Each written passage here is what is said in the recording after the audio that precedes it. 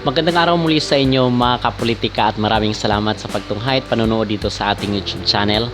Kung kayo ay bago pa lang ay huwag kalimutang mag-like at mag-subscribe muna kayo para updated kayo sa ating mga latest issues. Dito pa rin tayo mga kapolitika ating pag-uusapan itong volleyball series kasi meron akong nakita at napanood mga usap-usapan at mga balibalita na itong si T4 itong star player ng Vietnam, itong matangkad na nakikita nyo dito sa video ay hindi di umano makakalaro at wala sa kanyang kupunyan para sa FIVB Challenger Cup na gaganapin dito sa ating bansa sa susunod na buwan.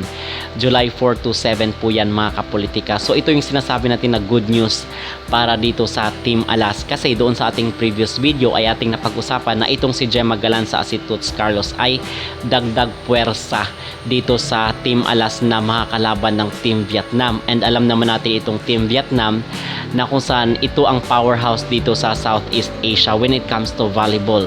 So ang tanong ngayon ng nakararami, most especially na wala na itong si T4, ay matatalo na ba at mapapadapa na pa natin ang Team Vietnam. So ito yung ating bigyan ng personal na opinion.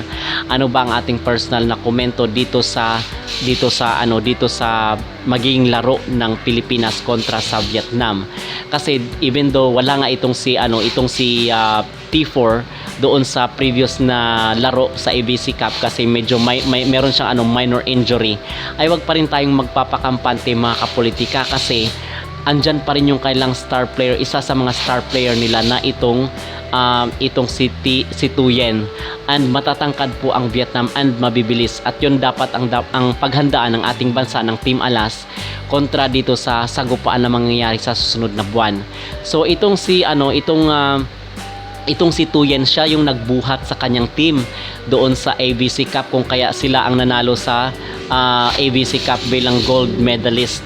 So hindi basta-basta, even though wala na itong si T4, andyan pa rin naman si Tuyen, which is gumawa ito ng history mga kapolitika doon sa kailang bansa na umabot sa 60 plus, I think 50 plus or 60 plus na points sa loob ng isang match, and ilang beses na rin naging MVP itong si Tuyen. Pero ang marami rin kasi ang mga nagtatanong na kung saan ay dapat ipa-check itong si Tuyen din kasi marami ang nagsasabi na baka lalaki, katulad doon kay Manganang, kung sino sa inyong nakasubaybay dito sa mga SEA Games. Itong si Manganang, ito yung naglalaro doon sa sa Team Indonesia dati, yung national team ng Indonesia, and marami ang nagrereklamo na kung saan dapat ipa-check kasi iba daw yung kanyang bilis at lakas at yung mismo yung build up ng kanyang katawan parang lalaki, so dapat daw ipa-check.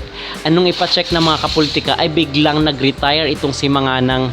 So ang bottom line dito ay ito din dapat ang gagawin dito kay Tuyen para mawala mabura yung mga agam-agam at mga yung mga duda ng publiko mga kapolitika kasi kakaiba talaga yung kanyang figure, yung kanyang build up ng kanyang katawan, and sobrang lakas even wala itong si T4.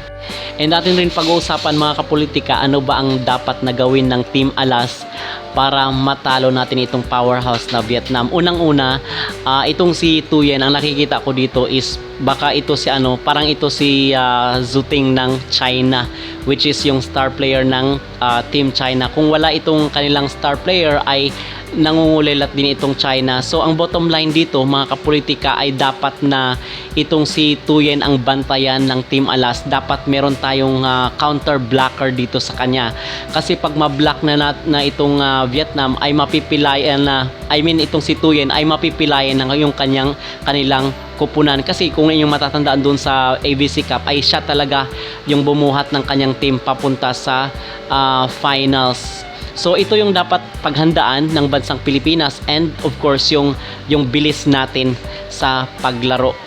And sinasabi kasi ng iba na dahil dito wala daw si T4 ay marami ang nabuhay ng loob at nagkaroon ng pag-asa na baka this time around ay matatalo na natin itong Team Vietnam. Para sa akin mga kapolitika, sobrang lakas pa rin po ng Team Vietnam. Kung mananalo man tayo dito sa kupunang ito ay baka dadaan tayo sa butas ng karayom. So yun po ang magiging sitwasyon dyan. So mga kapolitika, yun lamang aking masasabi tungkol dito sa mga balibalita na wala umano si T4 sa kanyang kupunan sa Team Vietnam para sa FIVB Challenger Cup. Sa tingin nyo ba matatalo natin ang Vietnam kung wala itong si T4? Please comment down below at huwag kalimutang mag-like at mag-subscribe muna kayo dito sa ating YouTube channel para updated kayo sa ating mga latest issues.